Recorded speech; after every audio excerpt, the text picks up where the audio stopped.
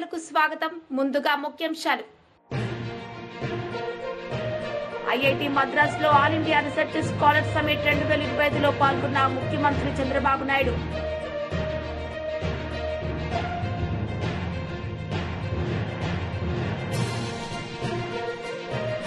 మాజీ ఎంపీ కవిత మీడియా సమావేశం, పలు అంశాలపై వివరణ. ఐఐటి మద్రాస్ లో all India research scholars summit 2025లో పాల్గొన్న ముఖ్యమంత్రి చంద్రబాబు నాయుడు ఈ సందర్భంగా ఆయన ప్రసంగించారు. Really, I'm telling you, I am an optimist, but practical, not theoretical.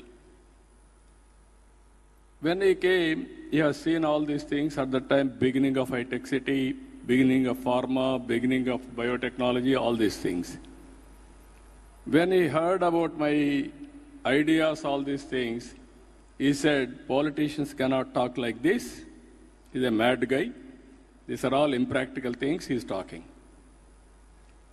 Then my opposition parties are attacking me.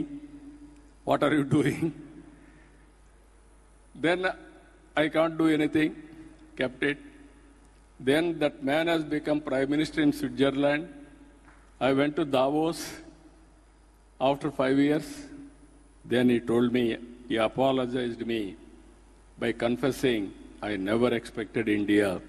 Today, India is the country is moving very fast. I'm sorry for all my remarks. You can see how many years.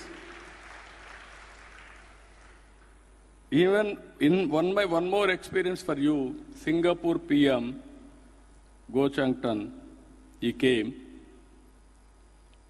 And then we are traveling, I used to say all these things, high-tech city, what is my future plan, Cyberabad, and biotechnology, all these things. Then he told me, you are talking all these things, future. Is it practical or can India will reach? India can achieve. Then I said very emphatically, yes, India is going to achieve. Then he told me, let us see. I am not confident. He became senior minister in Singapore government. After PM, there is a provision for them. I went to Singapore because I love that country always. Then he told me, you told all these things I didn't believe. Now everything is happening. I am proud of Indians.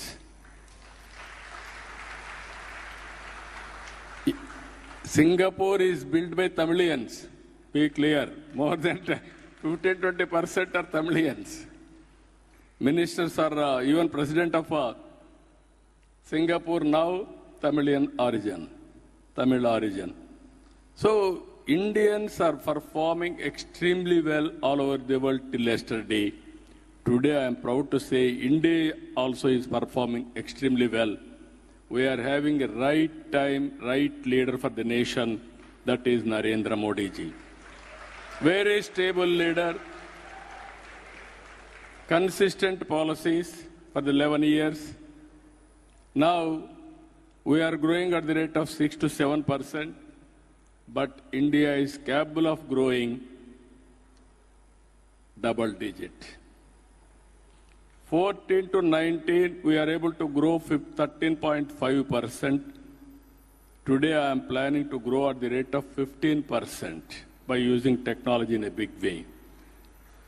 If we can produce double-digit growth 5 years, then country also will follow. This year, our growth rate is 12.05. I am confident next year we will grow at the rate of 15%. It is possible. So what I wanted to impress upon you, we are having certain plans. Any student wanted to test your startup, your knowledge, or your ideas, come to Andhra Pradesh. I am here to host all of you. And we will give you proof of concept. You can go anywhere. That will be the passport for you. You can take and go anywhere and do your business. That is going to happen. With this, I want to take some questions. I am telling you again and again, future is for India. There is no doubt about it. Anybody is having pessimistic ideas, don't waste your time. Move forward. Everything will happen accordingly. With this, I am thanking all of you. Thank you one and all. Any questions you can ask? 3-4 questions we will answer. మాజీ MP కవిత media సమావేశం నిర్వహించారు. ఈ సందర్భంగా ఆమె మాట్లాడారు.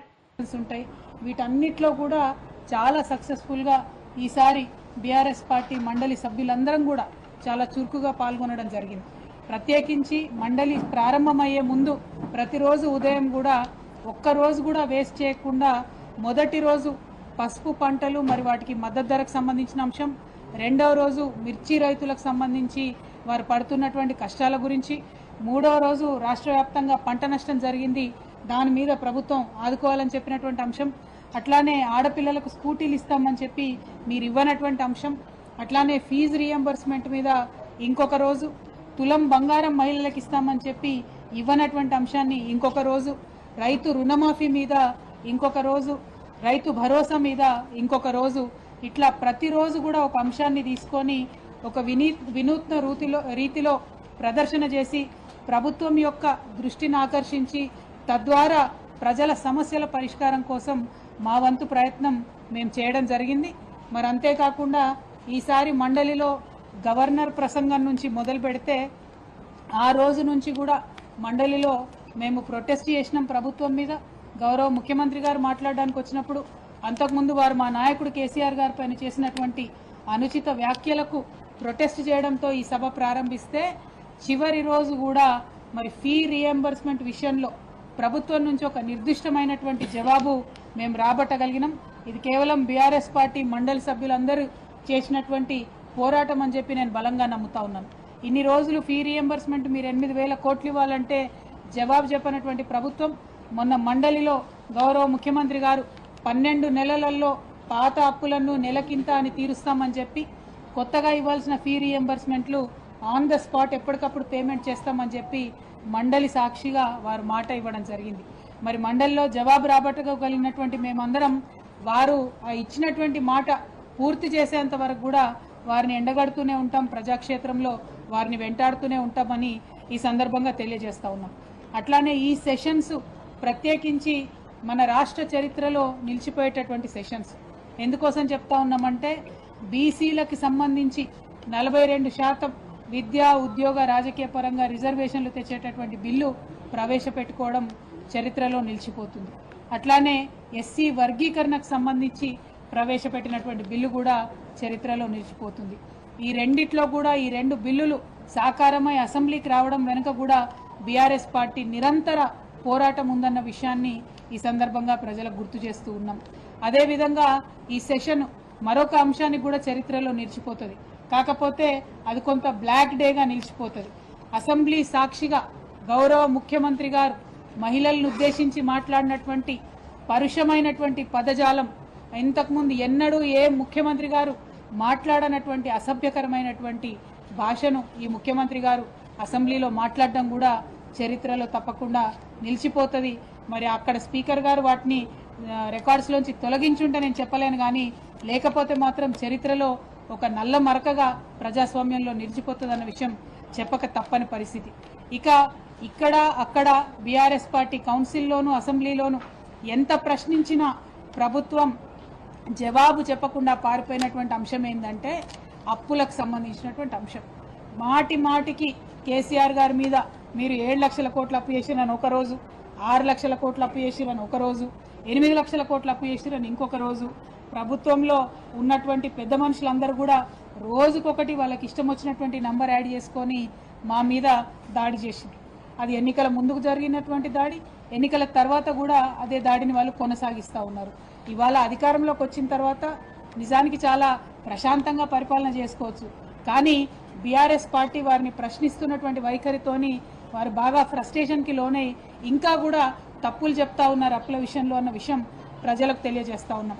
ఇవాళ నేను మీ అందరికి కూడా పార్లమెంటులో 2 రోజుల క్రితం మన పార్లమెంటులో కేంద్ర ప్రభుత్వం ఇచ్చినటువంటి జవాబును చూపిస్తా ఉన్నాను. ఈ జవాబులో చాలా స్పష్టంగా ఇది 24 మార్చి 2025, ఇవాళ 28వ తారీఖు, 4 రోజుల క్రితం కేంద్ర ప్రభుత్వం పార్లమెంట్లో ఇచ్చినటువంటి జవాబులో తెలంగాణ రాష్ట్రంలో ఉన్నటువంటి అప్పులు మొత్తం కూడా 4,42,298 అని చాలా స్పష్టంగా జవాబు ఇవ్వడం జరిగింది. 4,42,298 కోట్ల రూపాయల అప్పు అని చెప్పి చాలా స్పష్టంగా చెప్పింది. అంటే ఈ అప్పు జిఎస్డిపి పర్సెంటేజ్లో చూస్తే కేవలం 26%. అదే మన గౌరవ ముఖ్యమంత్రి గారు YCP leader Shaik Asif press meet నిర్వహించారు. సందర్భంగా ఆయన మాట్లాడారు. అదే వైఎస్ఆర్ కాంగ్రెస్ పార్టీ హయాంలో ఒక్క సవరణ బిల్లును వ్యతిరేకించడమే కాదు, ఈ బిల్లుపై ఏర్పాటైన జాయింట్ పార్లమెంట్ కమిటీ క్షేత్రస్థాయి పర్యటనకు వచ్చినప్పుడు హైదరాబాద్లో మా పార్టీ వాదాన్ని గట్టిగా వినిపించడం జరిగింది. ఈ విషయంలో టీడీపీ ఆడుతున్న డబుల్ గేమ్ని ముస్లింస్ అందరూ గమనిస్తున్నారు. అలాగే వకాఫ్ భూములను సంబంధించిన కలెక్టర్కి అథారిటీ ఇవ్వాలని, కానీ నిజానికి వక్ఫ్ భూములకు సంబంధించి ఇప్పటికే వక్ఫ్ ట్రిబ్యునల్ ఉంది. ఆ ట్రిబ్యునల్ను బలహీనపరచలాగా కేంద్రం ప్రతిపాదిస్తుంది. వక్ఫ్ బోర్డు సవరణ బిల్లు ఉంది. ఆ బిల్లుకు సంబంధిత చట్టబద్ధత లభిస్తే ముస్లిం సమాజం తీవ్రంగా ఇబ్బందులు పడుతుంది. దీన్ని బట్టి ముస్లిం సమాజం మొత్తం అర్థం చేసుకోవాల్సిన అవసరం ఉంది. అదే విషయాన్ని పార్లమెంటు జాయింట్ కమిటీకి స్పష్టంగా రాతపూర్వకంగా తెలియజేయడం జరిగింది. ఇంకా వక్ఫ్ బోర్డు సవరణ బిల్లును వ్యతిరేకించాలని మా పార్టీ అధ్యక్షుడు వైఎస్ జగన్మోహన్ రెడ్డి గారు పలుమార్లు మా పార్టీ ఎంపీలకు, నాయకులకు దిశానిర్దేశం చేశారు. ఈ దిశలోనే పార్లమెంటు ఉభయ సభల్లో వైఎస్ఆర్సీపీ ప్రతినిధులు వక్ఫ్ బోర్డు సవరణ బిల్లును వ్యతిరేకిస్తూ తమ వాదాన్ని గట్టిగా వినిపించారు. అలాగే చంద్రబాబు నాయుడు 2 నాలుకల ధోరణి, చంద్రబాబు నాయుడు గారి వైఖరి, ఆ పార్టీ తీరు చూస్తే ఘోరంగా ఉంది. వారు ఈ బిల్లు విషయంలో దొంత వైఖరిని అవలంబిస్తున్నారు. నిజానికి టీడీపీ మద్దతు మీదే కేంద్రం ఆధారపడి ఉంది. అందుకే టీడీపీ పార్లమెంట్లో ఆ బిల్లుని వ్యతిరేకించి ఉంటే ఆ విషయం జేపీసీ వరకు వచ్చేది కాదు. ఇక్కడ మీరందరూ గ్రహించాల్సి ఉంది. జేపీసీ దాకా వచ్చిందంటే తెలుగుదేశం పార్లమెంట్లో అక్కడ మద్దతు తెలుపుతూ రాష్ట్రానికి వచ్చేటప్పటికి మాకేమీ తెలియదు అని 2 నాలుకల ధోరణి వినిపిస్తున్నారు చంద్రబాబు నాయుడు గారు. బిల్లుకు మద్దతుగా అక్కడ మద్దతు ఇస్తూ ఇక్కడ నాటకాలు ఆడుతున్నారు. నిన్న ఇఫ్తార్ విందులో కూడా తాను వక్కాస్తులను పరిరక్షిస్తాను, వక్కాస్తులను కాపాడుతానని చెప్పేసి నిన్న ఇఫ్తార్ విందులో చెప్పడం జరిగింది. ఏ విధంగా వక్కాస్తులను కాపాడుతానని చెప్తున్నారు ఆయన? ఒక పక్కన పార్లమెంట్లో నేను బిల్లుకి మద్దతు పలుకుతాను అని చెప్పడం, ఇక్కడ రాష్ట్రంలో వచ్చి నేను మీకు వక్కాస్తులను కాపాడుతాను, ముస్లిం మైనార్టీలకి నేను అండగా ఉంటాను అని చెప్పడం, అది కేవలం ఒక చంద్రబాబు నాయుడు గారి వల్లే సాధ్యమవుద్ది. అలాగే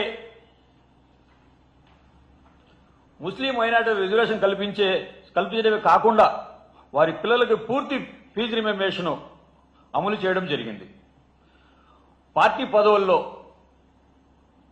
కాకుండా రాజకీయ సాధకారితతో కూడా ముస్లింలకు తగిన ప్రాధాన్యత వైఎస్ఆర్ కాంగ్రెస్ పార్టీ ఇవ్వడం జరిగింది.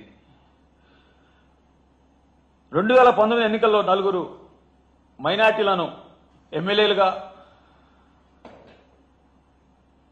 గెలిపించడమే కాకుండా 4 ఎమ్మెల్సీ స్థానాలు, అలాగే ఒక మైనార్టీ అమ్జద్ బాషా గారికి ఉప ముఖ్యమంత్రి కూడా ఇవ్వడం జరిగింది. వైఎస్ఆర్సీపీ ప్రభుత్వంలో 58 నెలల కాలంలో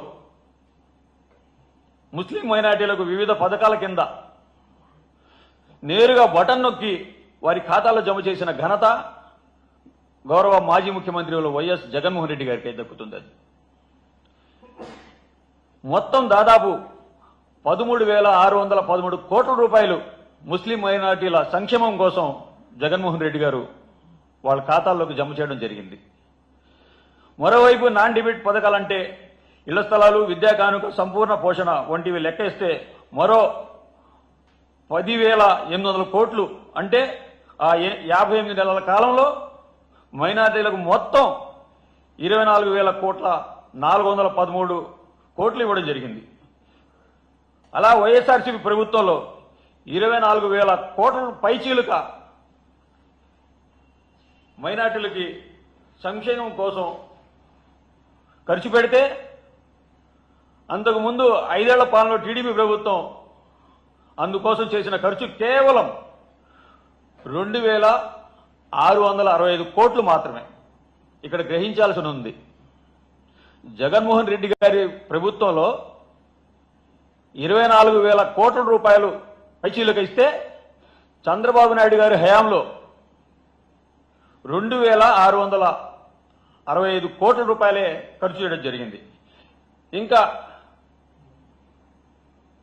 ఇంకా షాదీ తోఫా, ముస్లిం పిల్లలు కూడా బాగా చదివేలా వారి ప్రోత్సహించడమే కాదు, వారి కోసం షాదీ తోఫా పథకంలో 10వ తరగతి పాస్ కావాలని నిబంధన బీఆర్ఎస్ లీడర్ ప్రెస్ మీట్ నిర్వహించారు. సందర్భంగా ఆయన మాట్లాడారు. మహిళా ఆడబిడ్డలకు వీళ్ళ 15 మాసాల పాలనా కాలంలో 37,500 రూపాయలు బాకీ పడ్డారు ఒక్కొక్క ఆడబిడ్డకు. మరి 37,500 రూపాయల స్కీమ్ అమలుగాక 3,000 ఇచ్చినటువంటి 2 అమలు చేసి మేము మహాలక్ష్మి అమలు చేసినామని అంటా ఉన్నారు. ఇది ద్రోహం, ఇది దుర్మార్గం, ఇది అన్యాయం. అంటే బయట మాట్లాడినటువంటి మాట కంటే రెట్టింపుతోని ఇక్కడ మాట్లాడేటువంటి ప్రయత్నం చేసిళ్ళు అనంటే శాసన మండలి హుందాతనాన్ని, చట్టసభల విశ్వసనీయతను ప్రహసనంగా మార్చడం అనేది కాంగ్రెస్ పార్టీకే చెల్లింది. వీళ్ళు పదే చెప్పేటువంటి మాట గత ప్రభుత్వం అప్పులు చేసింది. ఈ అప్పుల విషయంలో కూడా వివరంగా మా గౌరవ సభ్యురాలు కవిత గారు వివరణిస్తారు. మేం చేసినటువంటి అప్పులు 2 రకాలు. ఒకటి సంపద సృష్టించేటువంటి అప్పులు, 2 నిరర్ధక అప్పులు. కేసీఆర్ గారు ఆ రోజు తెలంగాణ రాష్ట్రాన్ని సాధించినటువంటి తొలినాళ్లలో ఉన్నటువంటి పరిస్థితులు ఒక్క కేసీఆర్ గారికే మాత్రం సాధ్యమైంది ఆ సమస్యల్ని పరిష్కరించడం, ఇచ్చినటువంటి హామీలను నిలబెట్టడం. బహుశా ఈ దేశంలో అటువంటి పరిస్థితులలో రాష్ట్ర ముఖ్యమంత్రి ఎవరైనా కూడా చేతులెత్తేస్తారు. కానీ ఆయనకు నిబద్ధత, చిత్తశుద్ధి, సమస్యల పట్ల సంపూర్ణమైనటువంటి అవగాహన, నా ప్రజలకు నేను ఇచ్చినటువంటి హామీలను అమలు చేయాలన్నటువంటి ఆ కసి ఉన్నది కాబట్టి అమలు చేయగలిగిండు. అందుకనే చేసిన అప్పుల నుండి బ్రహ్మాండంగా సంపద సృష్టించిండు. ఆ సృష్టించబడ్డ సంపద పేదలకు పంచిండు. వీళ్ళు ఏమన్నారు? ఎన్నికల మేనిఫెస్టోలో చెప్పిళ్ళు, మొదటి బడ్జెట్లో చెప్పిళ్ళు. వాళ్ళు చెప్పినటువంటి మాటలు, వాళ్ళు అన్నటువంటి మాటల్నే మళ్ళీ ఒకసారి నేను రీట్రేట్ చేస్తా ఉన్నా.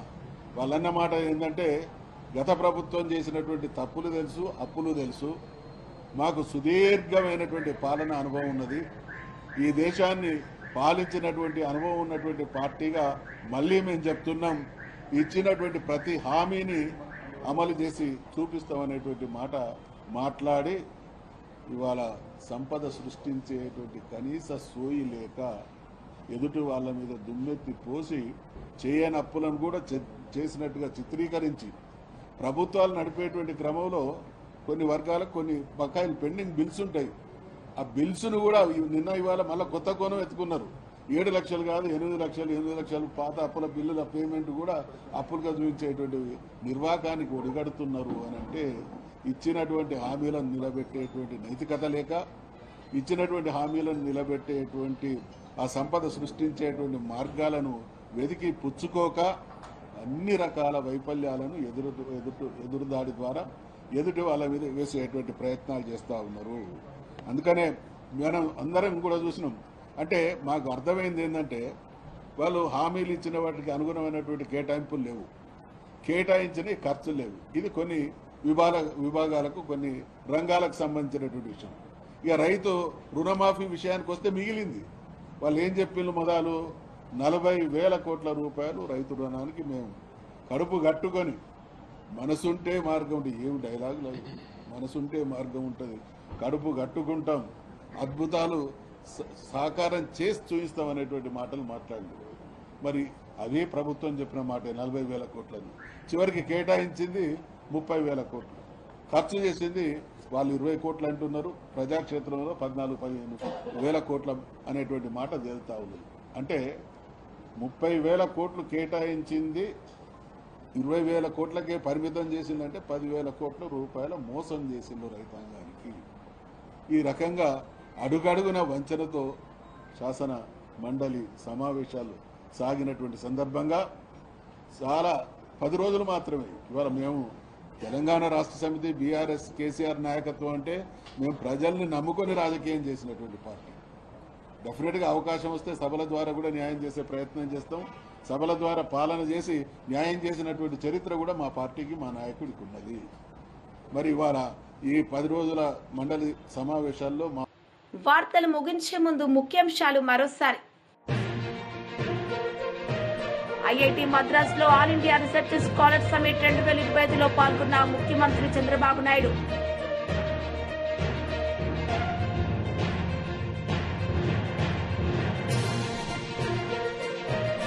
మాజీ ఎంపీ కవిత మీడియా సమావేశం, పలు అంశాలపై వివరణ.